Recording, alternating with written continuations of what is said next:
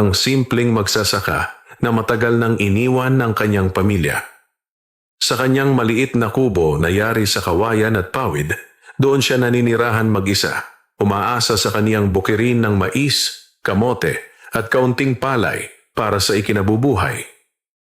Kilala si Mang Tasyo sa baryo bilang isang tahimik na tao, may kabaitan, ngunit madalas ding nilalayuan dahil sa kaniyang paniniwalang kakaiba. Sinasabi niyang ang bundok na kaniyang tinitirhan ay hindi lamang tirahan ng mga hayop, kundi ng mga nilalang na hindi nakikita ng ordinaryong tao. May mga pagkakataong nakaririnig siya ng mga yabag ng kabayo sa disyertong bahagi ng kagubatan, gayong wala na mga lagang kabayo roon. Isang gabi, habang siya'y nagbabayo ng palay sa harap ng kaniyang kubo, may biglang malamig na simoy ng hangin na dumaan. Kasabay nito'y ang tila pagyugyog ng lupa na animoy may mabigat na nilalang na paparating. Napatingin siya sa gilid ng kagubatan at doon niya nasilayan ang isang nakapangingilabot ngunit kahanga-hangang tanawin. Dalawang nilalang ang lumitaw mula sa dilim. Isang lalaki at isang babae. Ngunit hindi sila ordinaryong tao. Ang kanilang mga ulo ay kahawig ng kabayo. Mahahaba ang mga mukha. Matatalim ang mga mata na kumikislap sa ilalim ng buwan. At ang kanilang mga binti tila sa kabayong malakas at mabilis. Mga tikbalang. Natigilan si Mang Tasyo. Batid niyang ang mga ganitong nilalang ay dapat iwasan. Ngunit napansin niyang kakaiba ang ikinikilos ng mag-asawa. Hindi sila nagngangalit, hindi sila nagbabanta. Sa halip, tila may mabigat silang pasan.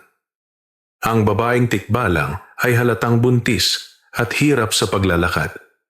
Ang lalaking tikbalang naman ay nakatalungko, hawak-hawak ang kaniyang asawa, warii nagmamakaawa.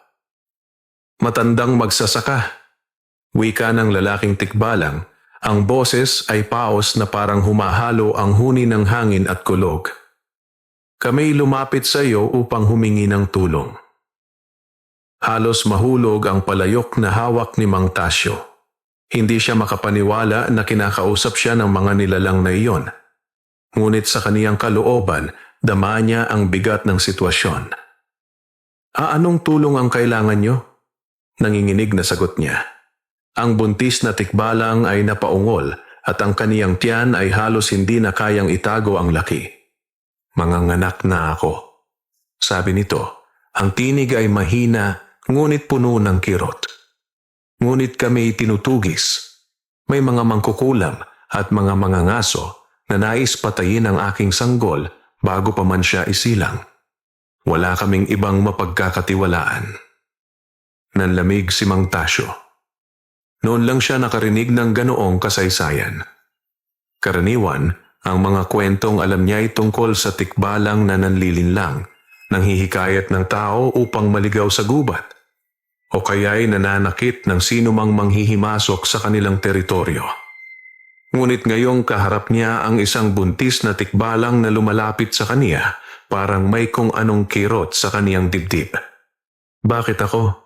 Wala akong alam sa panganganak, usal ni Mang Tasyo. Ngunit lumapit ang lalaking tikbalang at lumuhod sa kaniyang harapan. Dahil ikaw lamang ang may pusong hindi marahas sa nilalang ng bundok. Alam namin ang kabutihan mo. Kung hindi ka tutulong, mamamatay siya at ang aming anak. Saglit na katahimikan ang bumalot sa paligid. Narinig ni Mang Tasyo ang mahinang iyak ng babaeng tikbalang at doon niya naisip ang kaniyang sariling asawa at anak na namatay noon sa karamdaman dahil walang tumulong sa kanila. Napapikit siya at saka tumango. Sige, tutulungan ko kayo. Pumasok kayo sa aking kubo at gagawa ako ng paraan. At doon nagsimula ang kakaibang ugnayan sa pagitan ng isang matandang magsasaka at ng mag-asawang tikbalang na humihingi ng kaligtasan. Ngunit hindi alam ni Mang Tasyo na sa pagtanggap niya ng responsibilidad na iyon, sisimulan din niya ang pakikipaglaban sa mga puwersang hindi lamang mula sa tao, kundi pati na rin sa mga nilalang na mas mapanganib kaysa tikbalang mismo. Dahan-dahan na pumasok sa kubo si Mang Tasyo kasama ang mag-asawang tikbalang. Humakbang ang lalaking tikbalang na tila pasan ang buong mundo habang hawak-hawak ang kaniyang asawang hirap sa bawat paghinga. Sa sandaling iyon, nag-aalangan si Mang Tasyo kung tama ba ang kaniyang desisyon. Ngunit mas nanaig sa kanya ang awa. Isang damdamin na matagal nang natutulog mula nang mawalan siya ng sariling pamilya. Pinahiga niya ang babaeng tikbalang sa banig na yari sa abaka at agad na naglatag ng malinis na kumot. Kahit payak lamang ang kubo, pinilit niyang gawing komportable ang kalagayan ng nilalang na ngayoy naghihintay sa pinakamahalagang sandali ng kanyang buhay, ang pagsilang. Habang naglalaga si Mang Tasyo ng mga dahon ng sambong at lagundi na madalas niyang ginagamit panggamot, lumapit sa kanya ang lalaking tikbalang. Matanda, mahinahon nitong sabi, "Maraming salamat. Alam naming malaki ang pinasok mong panganib sa pagtanggap sa amin." Napabuntong hininga si Mang Tasyo. "Hindi ko kayo kilala, ni hindi ko alam kung totoo ba ang nakikita ko ngayon. Pero kung may buhay na dapat isalba, gagawin ko." Tahimik na ngumiti ang lalaking tikbalang. Bagaman kakaiba at nakakatindig balahibo ang itsura nito. "Ako si Dako at siya si Amira, ang aking asawa." Ang sanggol sa kanyang sinapupunan ay hindi karaniwang nilalang. Napakunot ang noo ni Mang Tasyo. "Anong ibig mong sabihin?" Tumingin si Dako sa bintana ng kubo, waring nagmamasid sa dilim ng kagubatan. "May dugo ng tao ang aming anak. Si Amira ay kalahating tikbalang lamang. Ang kanyang ama ay tao, isang albularyo, at ang ina niya ay tikbalang. Sa dugo niya, nagtagpo ang dalawang mundo, kaya't pinipigil ng mga mangkukulam at mga ngaso ang pagsilang niya, sapagkat naniniwala silang kapag isinilang ang aming anak, magtataglay siya ng kakaibang lakas na maaaring magpabago ng balanse sa pagitan ng tao at mga nilalang ng gubat." Natahimik si Mang Tasyo sa narinig. Hindi niya alam kung maniniwala ba siya o hindi, ngunit dama niya ang bigat ng mga salitang iyon. Kung totoo man, bakit siya pa ang napili upang maging kanlungan ng mag-asawa? Samantala, umungol si Amira at biglang napakapit ng mahigpit sa banig. "Dako, malapit na!" bulong nito. Ang pawis ay bumalot sa kanyang noo at ang kanyang mga mata ay nanlilisik sa sakit at pangamba. Agad na lumapit si Mang Tasyo, kinuha ang palanggana ng maligamgam na tubig at ilang malilinis na tela. Wala siyang sapat na karanasan sa panganganak, ngunit naalala niya ang mga panahong tinulungan niya ang kanyang asawa noon bago ito pumanaw. Kahit paano'y alam niya ang ilang bagay. Habang abala siya sa pagtulong, biglang kumulog ng malakas sa kalangitan. Napatingin si Dako at nangatal ang kanyang katawan. "Narito na sila." "Mga sino?" tanong ni Mang Tasyo, bagaman kabado na ang kanyang dibdib. "Ang mga mangkukulam. Sinundan nila ang amoy ng aming dugo. Hindi sila titigil hanggat hindi nila nakukuha ang aking asawa at ang aming anak."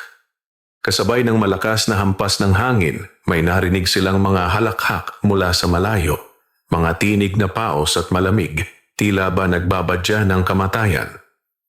Napalunok si Mang Tasyo. Paano natin sila mapipigilan? Wala akong sandata laban sa ganoong uri ng kalaban. Ngumiti ng mapait si Dako. Mula sa kanyang dibdib, inalis niya ang isang lumang kalis na kumikislap ang talim. "May sandata ako. Ngunit kailangan kong protektahan si Amira. Kung maaari, magsasaka. Tulungan mo akong ipagtanggol ang aming kubo hanggang sa maisilang ang aming anak." Kinabahan si Mang Tasyo. Siya, isang simpleng magsasaka lamang, ay haharap sa mga mangkukulam na kilala sa kapangyarihan. Ngunit nang marinig niya ang mahihinang iyak at daing ni Amira, tila may apoy na nagliyab sa kanyang dibdib. Hindi niya hahayaang may mamatay sa kanyang piling muli. Kinuha niya ang lumang itak na nakasabit sa dingding ng kubo. Ang ginagamit niya sa pagputol ng kawayan at niyog. Hinawakan niya iyon ng mahigpit at tumindig sa harap ng pinto. Kung giyera ang gusto nila, wika ni Mang Tasyo, giyera ang ibibigay natin. At sa labas ng kubo, nagsimula ng magpakita ang mga anino, babaeng nakaputi. May mahabang buhok na animoy ahas na kumakaway at mga lalaking baluktot ang katawan na may hawak na mga bote ng itim na langis. Ang kanilang mga mata ay pulang-pula at ang kanilang mga halakhak ay unti-unting lumalapit. Sa gabing iyon, nagsimula ang laban. Hindi lamang para sa kaligtasan ng isang sanggol, kundi para rin sa kapalaran ng buong kabundukan. Lumakas ang hampas ng hangin sa paligid ng kubo ni Mang Tasyo. Ang mga dahon na kawayan ay nagsayawan at ang bubong na pawid ay nagsimula nang umalulong na tila may nagbabala ng unos. Sa labas, naglalakad ang mga nilalang na hindi dapat makita ng tao. Ang mga mangkukulam na naghahanap ng dugo. Si Mang Tasyo ay nakatayo sa may pintuan, hawak-hawak ang kanyang lumang itak. Bagaman nanginginig ang kanyang mga tuhod, pinilit niyang itaas ang loob. Sa kanyang tabi, si Dako, ang lalaking tikbalang, ay kumikislap ang mga matang tila nag-aapoy.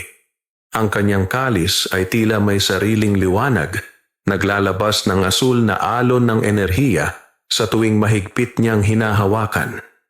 Sa loob naman ng kubo, si Amira ay patuloy na nagdaranas ng matinding sakit ng panganganak.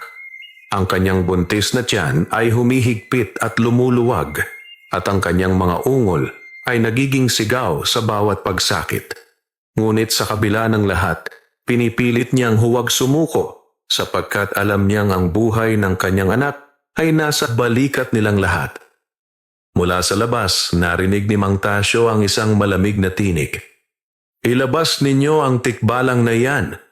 Sigaw ng isang matandang babae, paos at basag ang boses. "At ang kanyang ipinagbubuntis, amin na iyon. Hindi ninyo kayang pigilan ang aming kapangyarihan." Nag-echo sa kagubatan ng kanilang halakhak. At kasabay nito ay biglang naglabasan ng mga itim na uwak na umikot sa kubo. Dumapo ang ilan sa bubungan at agad na nagsimulang butasin ng pawid gamit ang kanilang matatalas na tuka. "Mga uwak ng sumpa," bulalas ni Dako. "Tasyo, huwag mong hayaang makapasok sila." Agad ay inundayan ng itak ni Mang Tasyo ang isa sa mga uwak na pumasok sa maliit na bintana. Tumalsik ang itim na balahibo nito at agad na naglaho sa usok. Ngunit lalo lamang dumami ang mga sumunod na uwak, tila walang katapusan. Sa isang iglap, tumalon palabas si Dako at sinalubong ang tatlong mangkukulam na lumapit sa harap ng kubo. Mabilis ang kanilang mga galaw, ang kanilang mga katawan ay nababaluktot na parang mga ahas. Isa sa kanila ang may dalang bote ng langis na itim at agad itong isinaboy sa lupa. Biglang umapoy ang paligid na tila nagmula sa ilalim ng lupa mismo. "Hindi ninyo kami mapipigilan," singhal ng mangkukulam. "Ang sanggol ay magiging alay para sa aming batala ng kadiliman." Ngunit mabilis na umatake si Dako. Humataw ang kanyang kalis at lumabas ang kakaibang liwanag.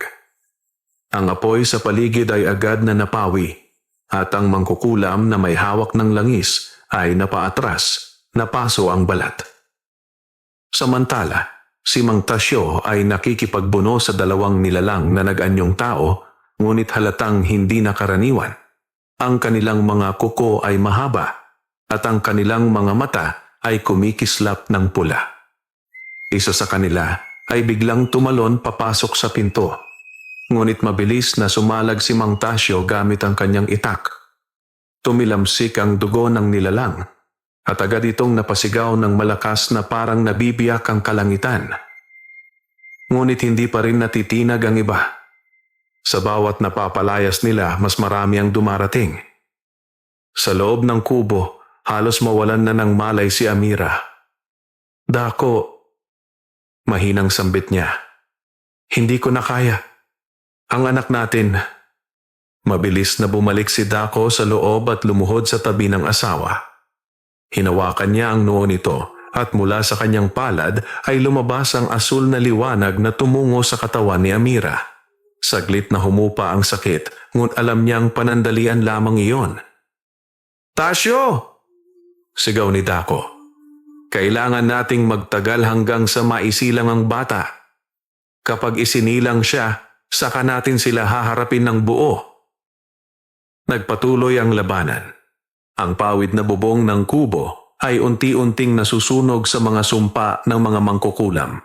Ang lupa ay umuuga na parang may nagbubungkal mula sa ilalim. Ang mga uwak ay hindi pa rin humihinto sa pag-atake. Ngunit si Mang Tasyo, na dati isang payak lamang na magsasaka, ay naramdaman ang kakaibang lakas na dumadaloy sa kanyang katawan. Para bang ang kanyang pagkatao'y nabibigkis ng isang misyon na higit pa sa kanya. Ang kanyang itak, bagaman kalawangin at luma, ay tila kumikislap sa liwanag ng buwan. "Kung ito ang kapalaran ko," bulong niya sa sarili, "hindi ako uurong."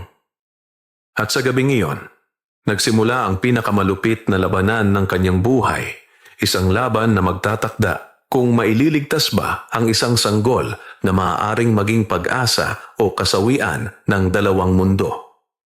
Pumailan lang ang amoy ng nasusunog na pawid at tuyong kahoy habang patuloy na nagliliyab ang paligid ng kubo. Ang mga mangkukulam ay nagbubulungan sa dilim, bumubuo ng mga sumpa at dasal na nakadidinig hanggang sa kailaliman ng lupa. Ang kanilang mga tinig ay tila boses ng libu-libong kaluluwa na sabay-sabay umaawit ng pagkawasak. Si Mang Tasyo ay basang-basa ng pawis, hawak pa rin ang kanyang itak na ngayon ay punong-puno na ng dugo ng kakaibang nilalang. Sa bawat hampas niya, may mga aninong naglalaho at mga katawan ng mangkukulam na nauupos na parang abo. Ngunit kapalit nito'y ang sugat na unti-unting dumarami sa kanyang mga braso at balikat. "Dako!" sigaw niya habang pinapaloob ang sarili sa pakikipaglaban. Hindi natatagal ang bubong ng kubo. Mabilis na lumabas si Dako, ang kalis niya'y kumikislap ng bughaw na liwanag. Sa isang iglap, inundayan niya ng malakas na hampas ang lupa. Ang enerhiya mula rito'y kumalat na parang lindol at ang ilan sa mga mangkukulam ay natumba, napahiyaw sa sakit. Ngunit higit pa roon, biglang bumangon mula sa lupa ang mga ugat ng malalaking puno, para bang ang gubat mismo ay tumutulong sa kanila. Pumilipit ang mga ugat at nilamon ang ilang mangkukulam, pinipiga hanggang sa wala nang matira kundi abo at alingasngas. Ngunit hindi pa rin natatapos ang laban. "Hindi ninyo kami mapipigilan," hiyaw ng pinakamatandang mangkukulam na may balot na itim ang buong katawan. Sa kanyang kamay, lumitaw ang isang palayok na may lamang kumukulong dugo. Inihagis niya ito sa lupa at mula roon ay umusbong ang isang nilalang na animoy aso, ngunit may 3 ulo at apoy ang hininga. Napaatras si Mang Tasyo. "Ano yon?" bulalas niya, halos mabitawan ang itak. "Nilalang ng kadiliman," tugon ni Dako, mariing nakatingin sa halimaw. "Isang bantay na alay ng dugo. Kung hindi natin yan mapapabagsak, lulunurin tayo ng apoy nito." At dumagundong ang halimaw. Tumalon ito patungo sa kubo, handang sunugin ang lahat ng nasa loob. Ngunit biglang sumigaw si Amira mula sa loob. "Dako! Tasyo! Huwag kayong bibigay! Ang anak natin! Siya'y darating na!" Nag-echo ang tinig ni Amira sa paligid at ang kanyang tiyan ay biglang kumislap ng kakaibang liwanag. Ang liwanag na iyon ay dumaan sa dingding ng kubo at lumabas sa kalagitnaan ng dilim. Sandaling natigilan ang halimaw at maging ang mga mangkukulam ay napaatras, natatakot sa hindi maipaliwanag na sinag. Nakakita ng pagkakataon si Dako. "Tasyo, sabayan mo ako!" Sabay nilang sinalubong ang 3 ulong halimaw. Si Dako, gamit ang kanyang kalis, ay tinaga ang unang ulo Nagliyab ito at sumabog sa abo. Samantala, si Mang Tasyo, sa kabila ng pagod, ay nag-ipon ng lakas at itinarak ang kanyang itak sa leeg ng ikalawang ulo. Sumirit ang itim na dugo na nagliyab sa lupa. Ngunit bago pa nila tuluyang mapabagsak ang halimaw, ang huling ulo nito'y sumambulat ng apoy. Napadapa si Mang Tasyo. Halos matupok ng init ang kanyang likod, ngunit mabilis siyang hinila ni Dako palayo. "Tumayo ka, magsasaka!" sigaw ni Dako. "Hindi pa tapos ang laban." Muli silang umatake at sa sabayang hampas ng kanilang mga sandata, bumigay ang katawan ng halimaw. Isang malakas na pagsabog ng apoy at usok ang lumamon dito at tuluyang naglaho ang nilalang sa hangin. Ngunit kasabay nito'y ang isang malakas na iyak mula sa loob ng kubo. Ang sigaw ni Amira.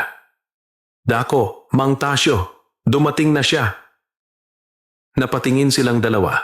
Sa gitna ng naglalagablab na apoy at usok, dumating na ang sanggol, ang nilalang na pinag-aagawan ng kadiliman at liwanag.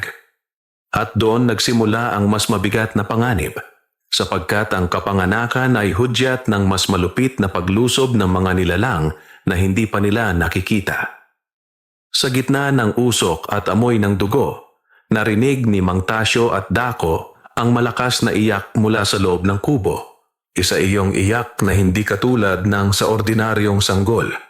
Ito'y may halong dagundong at alingawngaw na umabot hanggang sa pinakailalim ng kagubatan. Agad silang tumakbo papasok. Doon, sa banig na puno ng dugo at pawis, nakahiga si Amira, humihingal, ngunit may mahigpit na yakap sa kanyang bagong silang na anak. Ang sanggol ay may balat na kayumanggi, mukha ng isang inosenteng tao, ngunit ang kanyang mga mata ay may kakaibang kislap. Asul na tila kristal kapag tumama ang liwanag, at ang kanyang mga kamay ay may mahahabang daliri na parang may lakas na hindi pangkaraniwan. "Mahal ko," mahinang wika ni Amira habang nangingilid ang luha. "Narito na siya, ang ating anak." Lumapit si Dako at bahagyang nanginig ang kanyang tinig. Isang anak ng dalawang mundo. Ngunit bago pa sila makapagsaya, biglang bumagsak ang malamig na tinig mula sa labas. "Isinilang na, ang batang dapat ay alipin ng kadiliman." Naroon ang pinakamatandang mangkukulam, nakatayo sa gitna ng abo ng kanyang mga kasamahan. Ang kanyang mga mata ay kumikislap na parang dalawang nagbabagang uling. Ang kanyang mga kamay ay nakataas, at mula sa kanyang palad ay lumabas ang mga ahas na yari sa usok. Nagpatuloy ang kanyang pananalita, paos ngunit puno ng galit. "Ibigay ninyo sa amin ang bata. Hindi ninyo alam ang panganib na dala niya sa lahat ng nilalang, tao man o halimaw." Mariing yumakap si Amira sa kanyang anak, halos isiksik ito sa kanyang dibdib. "Hindi ninyo siya makukuha," sigaw niya kahit nanghihina. "Anak ko siya at hindi siya magiging alipin ninyo." Lumabas si Dako sa pinto, nakaharap sa matandang mangkukulam. "Huwag mo nang subukan. Ilang beses mo na kaming pinahirapan, ngunit ngayon, may bago akong lakas na ipagtatanggol ko, ang aking anak." Nag-umpisa na namang lumindol ang lupa, ngunit sa pagkakataong ito, hindi lamang mula sa mga sumpa ng mangkukulam. Ang mismong iyak ng sanggol ay nagbigay ng panginginig sa paligid. Ang mga dingding ng kubo ay tila lumakas, ang mga basag na pawid ay muling nagsara, at ang mga ugat ng mga puno sa paligid ay umusbong at bumalot sa buong paligid ng kubo na parang isang malaking pananggalang. Nabigla si Mang Tasyo sa kanyang nasaksihan. "Diyos ko, ang sanggol ang may gawa nito," bulong niya. "Hindi," singhal ng matandang mangkukulam. "Ang kapangyarihang iyan ay para sa amin, hindi sa inyo." At agad niyang inutusan ang mga kasamahan niyang mangkukulam na nakatago pa sa dilim. Isa-isang nagsilabasan ang mga ito, bitbit ang mga alay na bote ng langis at mga anting-anting na kulay itim. Ang kanilang mga anyo ay nag-iba. Ang ilan ay nagkaroon ng pakpak ng paniki. Ang iba'y nagkaroon ng mga sungay at ang iba na may tila sinaniban ng maiitim na espiritu. Maghanda kayo, sigaw ni Dako kay Mang Tasyo. Ito na ang huling bugso ng kanilang lakas ngayong gabi. Kumapit si Mang Tasyo sa kanyang itak, ramdam ang bigat ng kanyang mga sugat. Ngunit nang tumingin siya kay Amira at sa sanggol, bigla niyang naramdaman ang init sa kanyang dibdib, para bang ang sanggol mismo ay nagbibigay sa kanya ng kakaibang lakas. At nang dumaluyong ang unang grupo ng mga mangkukulam, hindi na siya umatras. Kung anak ng dalawang mundo ang batang ito, bulong niya sa sarili, ako ang magiging tanod ng kanyang buhay. Sabay silang umatake ni Dako, habang ang kubo ay nagmistulang kuta ng liwanag at ugat na pumipigil sa mga mangkukulam. Ngunit sa gitna ng digmaan, isang nakakatakot na pangitain ang sumulpot. Ang anino ng isang mas malaking nilalang, mas makapangyarihan kaysa sa lahat na nakita nila. Isang nilalang na tila hinihintay ang pagsilang ng sanggol. At ang tunay na laban ay paparating pa lamang. Nagngangalit ang mga mangkukulam sa paligid ng kubo. Patuloy ang kanilang mga sigaw at sumpa. Ngunit higit na nakakatakot kaysa sa kanilang mga atake ay ang biglang paglitaw ng isang napakalaking anino mula sa kalangitan. Ang buwan ay natakpan ng makapal na ulap at sa likod nito ay lumitaw ang hugis ng isang dambuhalang nilalang na may pakpak na parang paniki, mga mata na pulang-pula at boses na dumadagundong na tila galing sa kailaliman ng lupa. Si Mang Tasyo ay napatigil sa gitna ng pakikipaglaban, kahit ang kanyang itak na ngayoy kumikislap ay tila nawalan ng bigat sa kanyang kamay. Ano iyon? Mahina niyang bulong. Si Dako ay maring nakatitig sa anino. Siya ang pinuno ng kanilang kulto, ang tinatawag nilang Panginoon ng Kadiliman. Matagal na niyang pinipigil ang pagsilang ng aming anak at ngayong narito na siya, gagawin niya ang lahat upang makuha ang bata. Sa loob ng kubo, humigpit ang yakap ni Amira sa sanggol.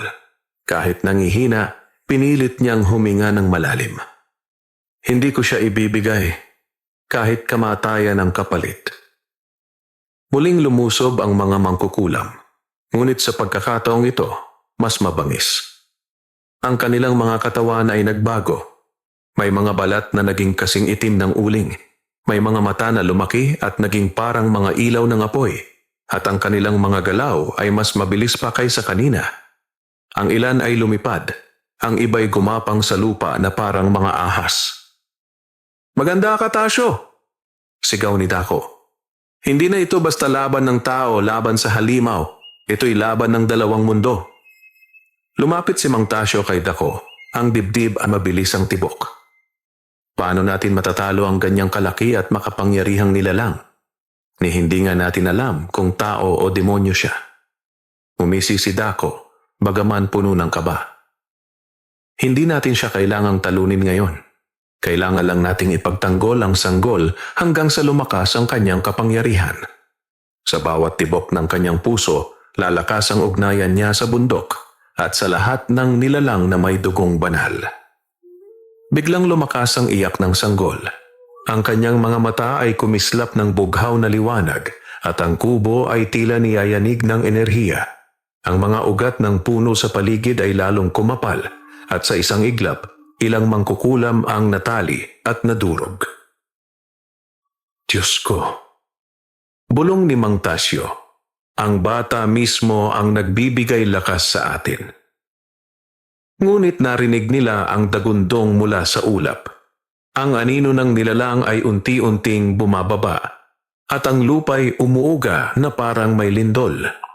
Ang mga mangkukulam ay nagdiwang, sumisigaw ng kanilang mga dasal. Darating na siya, sigaw ng pinakamatandang mangkukulam. At kapag siya'y dumating, wala nang makapipigil sa amin. Hinawakan ni Dako ang balikat ni Mang Tasyo. Kapag bumaba siya, hindi na natin kakayanin. Kailangan nating lumikas. Ngunit napailing si Mang Tasyo. Kung aalis tayo, paano natin mapapangalagaan ang bata? Kapag nakita nilang mahina tayo sa pagtakas, aabutin nila tayo. Kung ganoon, maring sagot ni Dako, dito tayo tatayo hanggang sa huling hininga. Nagsalubong ang kanilang mga mata. Ang isang magsasaka na walang ibang alam kundi magbungkal ng lupa at ang isang tikbalang na ngayoy ama na handang isakripisyo ang lahat. Sa loob ng kubo, nagsimulang umikot ang hangin sa paligid ng sanggol. Ang mga mata nito ay lalong kumislap at tila may boses lumalabas mula sa kanya. Isang tinig na hindi nila may paliwanag, parang awit na galing sa kalangitan at kailaliman ng lupa. Nang marinig ito ng mga mangkukulam, sila'y napatigil. Ang ilan ay natakot at umatras, ngunit ang iba'y mas lalo pang nagngangalit. At mula sa kalangitan, bumaba na ang dambuhalang nilalang, dala ang apoy at kulog. Ang kanyang pangalan ay binigkas ng lahat ng mangkukulam sa iisang tinig, Asuron. At doon nagsimula ang pinakamalupit na bahagi ng laban. Dumagundong ang buong kabundukan sa pagbaba ng dambuhalang nilalang. Ang lupa'y umuga na tila bibiyak, at ang mga puno sa paligid ay nagsipagbagsakan. Ang kanyang mga pakpak ay singlaki ng buong bukirin, at sa bawat hampas nito'y humahampas ang hanging may dalang apoy. Si Asuron, ang Panginoon ng Kadiliman, ay naroon na. Ang kanyang katawan ay balot ng itim na apoy, at ang kanyang mga mata ay kumikislap na parang dalawang nagbabagang bituin. Sa bawat paghinga niya ay lumalabas ang usok na may halong dugo, at ang kanyang boses ay tila kumakalabog sa dibdib ng sino mang makaririnig. Isinilang na ang anak ng dalawang mundo, dagundong ng kanyang tinig. Ibigay ninyo siya sa akin, at hindi ko wawasakin ang bundok na ito. Mariing tumayo si Dako sa harap ng kubo. Hawak ang kanyang kumikislap na kalis. Hindi mo makukuha ang anak ko, Asuron. Huwag mong isipin na matatakot kami sa iyo. Ngunit tumawa si Asuron, isang tawang nagpagapang ng kilabot sa balat ni Mang Tasyo. Tikbalang, wala kang laban sa akin. Ang iyong lahi ay matagal ko nang isinumpa, at ikaw, matanda magsasaka. Itinuro niya si Tasyo gamit ang kanyang mahabang daliri. Hindi ka dapat nakikialam. Kung hindi ka aalis, lulunurin kita sa sariling dugo. Nanginig si Mang Tasyo, ngunit hindi siya umatras. Sa halip, hinigpitan niya ang hawak sa kanyang itak at sumigaw, "Hindi ako aalis, mas nanaisin kong mamatay kaysa hayaan kayong kunin ang batang ito." Biglang lumakas ang iyak ng sanggol. Ang bughaw na liwanag mula sa kanyang mga mata ay lumabas at pumailan lang hanggang kalangitan. Ang liwanag na iyon ay tumama kay Asuron at sa unang pagkakataon, ang halimaw ay napaatras. "Ah!" singhal ni Asuron. "Kahit sanggol pa lamang, nararamdaman ko na ang kapangyarihan niya." Mabilis na nagbago ang taktika ng mga mangkukulam. Ang ilan sa kanila ay nagtangkang pasukin ang kubo upang agawin ang sanggol, ngunit agad silang hinarang ni Mang Tasyo at Dako. Nagmistulang apoy ang galaw ng kalis ni Dako, habang ang itak ni Tasyo ay tila pinatitibay ng mismong liwanag na nanggagaling sa bata. Ngunit hindi natitinag si Asuron. Muli niyang ibinuka ang kanyang bibig at lumabas ang isang dambuhalang bolang apoy, diretso sa kubo. "Hindi!" sigaw ni Amira at buong lakas niyang niyakap ang kanyang anak. Ngunit bago pa tamaan ng apoy, biglang bumangon ang mga ugat ng punong kahoy sa paligid at nagmistulang isang dambuhalang pader. Ang apoy ay tumama rito at sumabog, ngunit hindi nakapasok sa loob. Ang mga ugat ay tila pinatatakbo ng enerhiya ng sanggol mismo. "Imposible!" galit na galit si Asuron. "Isang sanggol ang humaharang sa aking kapangyarihan?" Huminga ng malalim si Dako. "Hindi mo pa kilala ang anak namin, Asuron. Siya ang magiging simula ng pagtatapos mo." Ngunit ngumisi lamang ang halimaw. "Kung ganoon, dudurugin muna kayong lahat bago siya lumakas." Muling lumusob ang mga mangkukulam, dala ang kanilang itim na mga sumpa.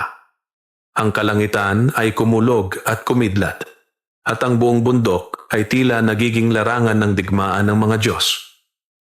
Habang nakikipaglaban, naramdaman ni Mang Tasyo ang kakaibang sigla sa kanyang katawan. Ang kanyang mga sugat ay tila unti-unting naghihilom at ang kanyang mga mata ay lumilinaw. "Dako, pakiramdam ko'y may dumadaloy na kakaibang lakas sa akin," sigaw niya. Tumingin si Dako at tumango. Ang bata, pinapahiram kanya ng kanyang lakas. Ikaw ang tanod na kanyang pinili. At sa puntong iyon, tumindig si Mang Tasyo na hindi na parang ordinaryong magsasaka. Sa kanyang kamay, ang dating kalawangin at luma niyang itak ay kumikislap na parang ginto at ang kanyang tinig ay tumibay. "Kung ganoon," sigaw niya, "ako ang magiging kalasag ng batang ito laban sa inyong lahat." Nagdugo ang langit sa pulang kidlat at nagsimula ang tunay na labanan. Ang pagtutuos ni Dako, Mang Tasyo at ng bagong silang na anak laban sa Panginoon ng kadiliman. Naglalagablab ang buong kagubatan. Ang mga mangkukulam ay nagtipon, kumakanta ng kanilang dasal ng kadiliman habang si Asuron ay nakatayo sa itaas ng bundok. Nakasilip ang dambuhalang anino nito sa liwanag ng kulog at kidlat. Ang kanyang mga pakpak ay nakabuka at ang kanyang mga mata ay nagngangalit na parang 2 araw na pula. Ngunit sa gitna ng dilim, isang kakaibang liwanag ang sumiklab mula sa kubo ni Mang Tasyo. Ang bagong silang nasanggol ay tahimik na nakahiga sa mga bisig ng kanyang ina at mula sa kanyang katawan ay lumalabas ang bughaw na enerhiya na kumakapit sa bawat nilalang na may mabuting puso. Si Mang Tasyo, na dati simpleng magsasaka lamang, ay nakatayo ngayon na tila isang mandirigmang hinulma ng tadhana. Ang kanyang lumang itak ay nagmistulang gintong espada na naglalabas ng liwanag na nakasisilaw sa mga mangkukulam. Ang kanyang mga sugat ay naghilom at ang kanyang mga mata ay nagapoy ng tapang. "Tasyo," wika ni Dako, nakangiti sa kabila ng kanilang kalagayan. "Ikaw ang tanod na pinili ng aming anak. Hindi ko akalaing isang tao ang magiging sandata laban sa Panginoon ng kadiliman." Mariing huminga si Mang Tasyo at tumingin sa halimaw na si Asuron. "Kung ganito ang itinakda ng langit, tatanggapin ko. Hindi ko hahayaang kunin ninyo ang batang ito." Nang makita ng mga mangkukulam ang pagbabagong iyon, sila'y napaatras. Ngunit pinukaw sila ng sigaw ni Asuron. "Mga alipin ko, huwag kayong matakot. Siya'y isang tao lamang na pinaglalaroan ng liwanag. Wasakin ninyo siya." Sabay-sabay na lumusob ang mga mangkukulam. Ang kanilang mga katawan ay nagmistulang usok at apoy.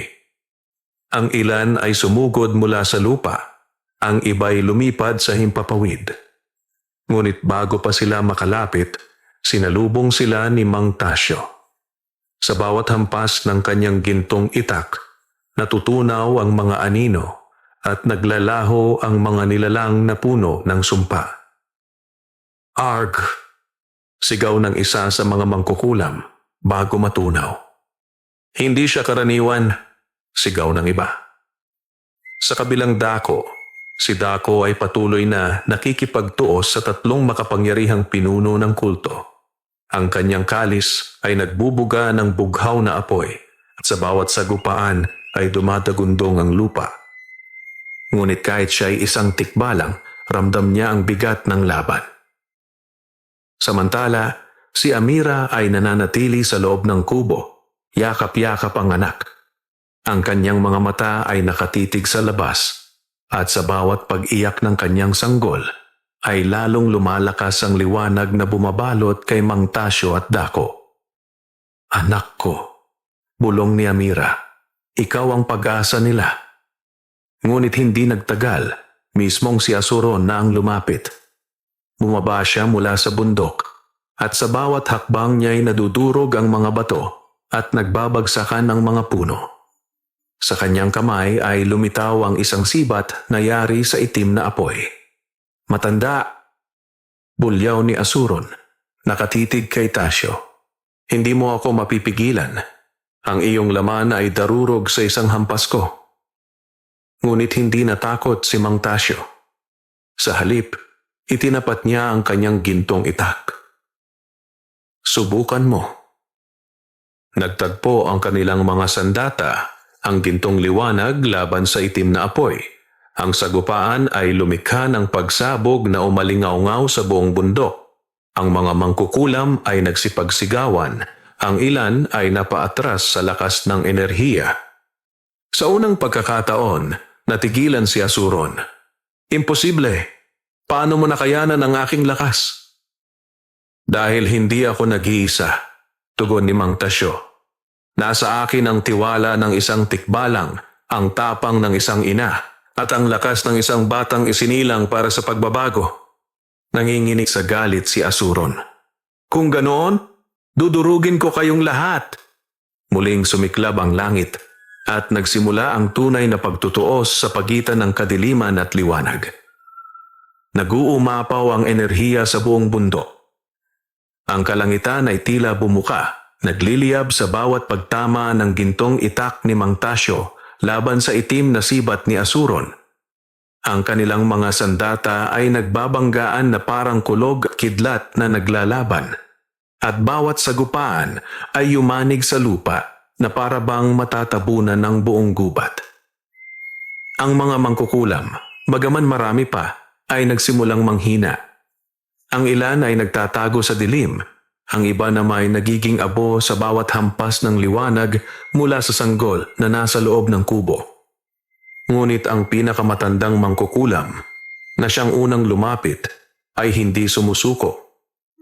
Nakataas ang dalawang kamay nito, at mula sa kanyang bibig ay lumalabas ang mga sinaunang dasal ng kadiliman. Batala ng dilim, ipadala mo ang huling lakas. Ialay ko ang sarili ko kapalit ng iyong kapangyarihan. At sa isang iglap, ang katawan ng matandang mangkukulam ay nagliyab at nagmistulang anino. Ang kanyang kaluluwa ay sumanib kay Asuron at lalo pang lumakas ang halimaw. Tumindi ang itim na apoy sa kanyang katawan at ang kanyang sibat ay naging mas mahaba at mas mabigat. Si Dako, na nakikipaglaban pa rin sa tatlong pinuno ng kulto, ay halos mawalan ng lakas. Ang kanyang mga sugat ay dumudugo at ang kanyang hininga ay mabilis. Ngunit sa bawat pagtingin niya sa kanyang anak, nagkakaroon siya ng panibagong tapang. Tasyo! Sigaw ni Dako. Huwag kang susuko. Ikaw ang pinili ng ating anak. Ngunit si Mang Tasyo mismo'y halos bumigay na. Ang kanyang mga braso ay mabigat. Ang kanyang mga sugat ay muling bumukas. Sa bawat hampas niya, parang hindi sapat laban sa halimaw na mas lumakas pa. Matanda, wika ni Asuron, ang tinig ay naglalaman ng libo-libong kaluluwa. Hindi mo na kayang labanan ang aking kapangyarihan. Sumuko ka na. Ibigay mo sa akin ang bata at bibigyan kita ng kapangyarihang hindi kailanman matitikman ng isang tulad mong magsasaka. Sandaling natigilan si Mang Tasyo. Ang kanyang katawan ay halos hindi na niya maigalaw. Ang kanyang isipan ay binalot ng takot. Ngunit bigla niyang naalala ang gabing namatay ang kanyang asawa at anak. Walang tumulong sa kanila, walang kumampi. Noon, pinangako niya sa sarili na kung sakaling dumating ang oras na may nangangailangan ng tulong, hindi siya uurong. Hindi ko kailangan ng kapangyarihan mo, Asuron, mariing sagot ni Mang Tasyo. Ang kailangan ko lang ay ang ipagtanggol ang isang inosenteng buhay. Kung ito ang magiging katapusan ko, tatanggapin ko basta't ligtas ang bata. Sa loob ng kubo, muling umiyak ang sanggol. Ngunit sa pagkakataong ito, ang kanyang iyak ay hindi lamang tunog.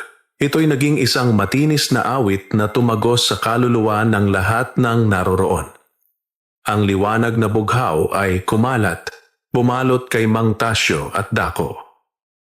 Biglang gumaan ang katawan ni Mang Tasyo. Ang kanyang mga sugat ay muling nagsara at ang kanyang gintong itak ay kumislap ng mas maliwanag kaysa dati. Ang lakas na iyon ay tila hindi na kanya lamang, kundi lakas ng sanggol at ng mismong bundok. Hindi pa tapos ang laban, Asuron. Sigaw niya. Muli silang nagtagpo ng halimaw. Ang kanilang mga sandata ay muling nagbanggaan. Ngunit sa pagkakataong ito, hindi na umatras si Tasyo. Sa bawat hampas niya'y umaalingaw-ngaw ang liwanag at ang itim na apoy ni Asuron ay unti-unting napupunit. Ngunit alam nilang hindi sapat iyon. Upang tuluyang matalo si Asuron, kailangan ang huling sakripisyo. Sa gitna ng laban, lumapit si Dako, duguan at halos wala ng lakas. Tasyo, isang paraan lang ang nakikita ko. Kailangang ipagsanib ang ating lakas. Ikaw, ako, at ang bata. Ngunit may kapalit ito. Tumingin si Tasyo. Ano ang kapalit? Ngumiti si Dako, bagaman may luha sa kanyang mga mata. Maaari akong hindi na makabalik. Maaaring ang aking katawan at kaluluwa'y matunaw sa lakas ng ating anak. Nagulat si Tasyo, ngunit wala na siyang oras para mag-isip. Papalapit na si Asuron, handa nang tapusin ang laban. At sa sandaling iyon, kailangan nilang pumili, ipagsanib ang kanilang lakas, o tuluyang lamunin ng kadiliman ang bundok at lahat ng nilalang dito. Nanginginig ang buong bundok sa alingaw-ngaw ng tinig ni Asuron. Ang mga mangkukulam na natira ay nagsisigawan, umaawit ng sumpa at umaasang magwawagi ang kanilang pinuno. Ngunit sa loob ng kubo, sa braso ng kanyang ina, patuloy na umiiyak ang sanggol at ang kanyang liwanag ay lalo pang lumalakas. Si Dako, halos wala ng lakas at duguan ng katawan, ay tumingin kay Mang Tasyo. Ito na ang huling sandali. Pagsasanibin natin ang lakas mo, ako, at ang ating anak. Kung hindi, matatapos ang lahat dito. Mariing umiling si Amira, pilit na bumangon mula sa kanyang banig. Dako, huwag, hindi mo pwedeng iwan kami. Lumapit si Dako sa kanya at hinaplos ang noo ng kanyang asawa. Amira, mahal ko, wala nang ibang paraan. Ang anak natin ang kinabukasan. Kung kailangan kong maglaho para mabuhay siya, gagawin ko. Napaiyak si Amira. Mahigpit na niyakap ang anak. Huwag. Pero kung ito ang tadhana, ipapasa ko sa kanya ang lahat ng pagmamahal natin. Lumapit si Tasyo, hawak ang kanyang kumikislap na itak. Kung sakripisyo ang kailangan, isama mo na ako. Handa akong mamatay, basta't hindi siya mapupunta sa kamay ng kadiliman. Ngumiti si Dako at umiling. Hindi, Tasyo. Ikaw ang tanod. Kailangan ng aking anak ng gabay. Kung ako'y mawawala, ikaw ang papalit na ama sa kanya. Nanlaki ang mga mata ni Tasyo. Ako? Isang magsasaka lang ako. Wala akong alam sa pagiging tanod ng isang nilalang na ganyan. Ngunit ikaw ang pinili ng liwanag. Mariing sagot ni Dako. At hindi ako nagkakamali sa pagtitiwala sa iyo. Pumagsak ang isang malakas na hampas mula sa sibat ni Asuron. Halos gumuho ang kubo. Sa labas, nag-aalab ang itim na apoy na tila sunog na walang katapusan. Huwag na kayong magpatumpik-tumpik pa. Bulyaw ng halimaw. Ibigay ninyo ang bata o lulunurin ko kayong lahat sa apoy ng impyerno. Humarap si Dako kay Tasyo. Hawakan ang bata. Nanginginig na lumapit si Tasyo at kinuha ang sanggol mula kay Amira. Nang mahawakan niya ito, ramdam niya ang bigat ng liwanag na tila 100 araw ang sabay-sabay na tumama sa kanyang dibdib. Ang kanyang katawan ay nabalot ng bughaw na apoy. Pagkatapos, humawak si Dako sa balikat niya at tumikit ang kanyang noo sa noo ni Tasyo. Sa huling pagkakataon, salamat. Ikaw na ang magpapatuloy ng laban. At sa sandaling iyon, nagsimulang magningning ang katawan ni Dako. Ang kanyang anyo bilang tikbalang ay naglaho sa isang alon ng liwanag at unti-unting sumanib kay Mang Tasyo at sa sanggol. "Tako!" sigaw ni Amira, nanginginig sa pagiyak. Ngunit huli na. Ang buong paligid ay nilamon ng isang bughaw na liwanag at sa gitna nito ay tumindig si Mang Tasyo na tila isa ng bagong nilalang. Hindi na lamang tao, hindi rin tikbalang, kundi isang tanod ng liwanag na pinagsanib ang tapang ng magsasaka, ang lakas ng tikbalang at ang purong enerhiya ng sanggol. "Asuron!" sigaw niya at ang kanyang tinig ay dumagundong sa buong bundok. "Ngayong gabi, matatapos na ang kadiliman mo." Nagbanggaan muli ang gintong itak at ang sibat ng apoy.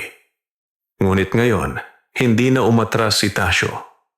Sa bawat hampas niya ay napupunit ang katawan ng halimaw at ang liwanag ng sanggol ay sumisirit na parang kidlat.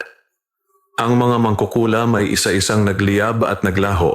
Ang kanilang mga dasal ay naputol sa hangin. "Hindi! Hindi maaari!" sigaw ni Asuron habang ang kanyang katawan ay unti-unting natutunaw sa liwanag. "Ako ang walang hanggan. Ako ang kadiliman." Ngunit huling hampas ni Tasyo ang nagbigay ng katapusan. Ang kanyang gintong itak ay tumagos sa dibdib ng halimaw at mula roon ay sumabog ang liwanag na nagpakawala sa lahat ng kaluluwang kinulong nito. Ang mga alingawngaw ng sigaw ni Asuron ay unti-unting naglaho hanggang sa wala nang natira kundi abo at usok. Tahimik ang sumunod. Ang hangin ay malamig, ang buwan ay muling sumilip at ang gubat ay bumalik sa katahimikan. Ngunit sa gitna ng katahimikan, nakaluhod si Tasyo. Hawak-hawak ang sanggol. Ang kanyang katawan ay sugatan, ngunit buhay. Sa tabi niya, si Amira ay lumapit, lumuha, ngunit may ngiti. "Dako," bulong niya. "Salamat." Tumitig si Tasyo sa kanya. "Simula ngayon, hindi ka nag-iisa. Iaalay ko ang buhay ko para sa inyong anak. Siya ang magiging pag-asa ng dalawang mundo." At sa gabi yun, sa ilalim ng malamig na